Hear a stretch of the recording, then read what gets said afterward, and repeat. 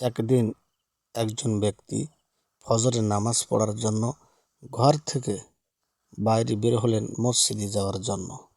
হাঁটতে হাঁটতে কিছু দূর যখন ওই নামাজি ব্যক্তি যাওয়ার পরে কাদায় ঢুপ করে পড়ে গেল। তিনি চিন্তা করল, হায়, আমি তো নামাজ পড়তে যাব, আমার জামাটা তো নষ্ট হয়ে গেল। এখন আমি কি করি? বাড়িতে যেয়ে আবার নতুন জামা পাল্টিয়ে আসি। ওই নামাজি ব্যক্তি নতুন জামা পাল্টিয়ে আবার যখন হাঁটতে শুরু করলো, হাঁটতে হাঁটতে ওই কাদায় আবার ঢুপ করে পড়ে গেল। অন্ধকার অবস্থায় তিনি দেখতে না পেয়ে এই সমস্যার মধ্যে পড়ে গেল। আবার বাসায় চলে গেল, নতুন জামা পরে আবার নামাজ পড়তে যাওয়ার জন্য রওনা দিচ্ছে। এই মুহূর্তে তিনি দেখতে পেল একজন কালো বোরকা পরা একজন ব্যক্তি হাতে হারিকেন নিয়ে দাঁড়িয়ে আছে।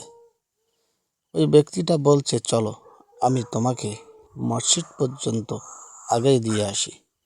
এবার ওই নামাজি ব্যক্তিটা হাঁটতে শুরু করলো, আর হারিকেন জ্বালানো ওই ব্যক্তিটি আগে আগে হাঁটতে শুরু করলো। হাঁটতে হাঁটতে ব্যক্তিটি নামাজের দিকে চলে যাচ্ছে। বেশ কিছু দূর যাওয়ার পরে মসজিদটা পেয়ে গেল। এবার মসজিদে নামাজ পড়তে গেল। ওই কালো বোরকা পরা লোকটা হারিকেন হাতে নিয়ে মসজিদের বাইরে দাঁড়িয়ে আছে। ওই ব্যক্তিটা নামাজ পড়ে দেখে ওই ব্যক্তিটি এখনো আছে। এবার বলল, তুমি এখনো দাঁড়িয়ে আছো? কালো বোরকা পরা লোকটা বলল, চলো, আমি তোমাকে আবার বাড়িতে আগেই দিয়ে আসি। এভাবে করে হাঁটতে শুরু করলো। হাঁটতে হাঁটতে বাড়িতে এসে নামাজওয়ালা ব্যক্তি জিজ্ঞাসা করছে, ভাই, তুমি কে? তুমি এত বড় একটা উপকার করলে, তোমার পরিচয়টা আমাকে দিয়ে যাও। তখন ওই ব্যক্তিটা বলল, আমি দুনিয়ার কোনো মানুষ না, আমি হলাম ইবলিশ শয়তান। তো নামাজওয়ালা ব্যক্তি বলছে, তুমি ইবলিশ শয়তান, তোমার তো কাজ হবে ধোঁকা দেওয়া, নামাজিওয়ালাদেরকে বন্ধ করে দেওয়া, নামাজ পড়তে যেতে না দেওয়া, কিন্তু তুমি আমাকে কেন আগেই দিলে? এবার যখন এই প্রশ্নটা করল, এবার ওই বোরকা পরা লোকটি বলল, আমি তো ইবলিশ শয়তান।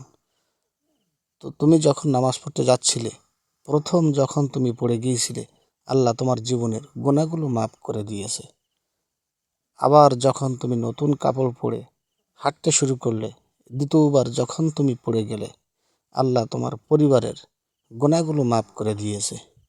এবার আমি ইবলিশ শয়তান ভাবলাম, তুমি যদি 3বার পড়ে যাও, তাহলে এই মহল্লাবাসীর গুনাহগুলো তোমার ওসিলায় মাফ করে দিয়ে ফেলবে। এই জন্য আমি শয়তান দেখলাম, 2 জায়গায় তো তুমি মাফ করে নিয়েছো, 3 জায়গায় যদি মাফ করে নাও, তাহলে আমি আর ইবলিশ শয়তান হলাম কি করতে?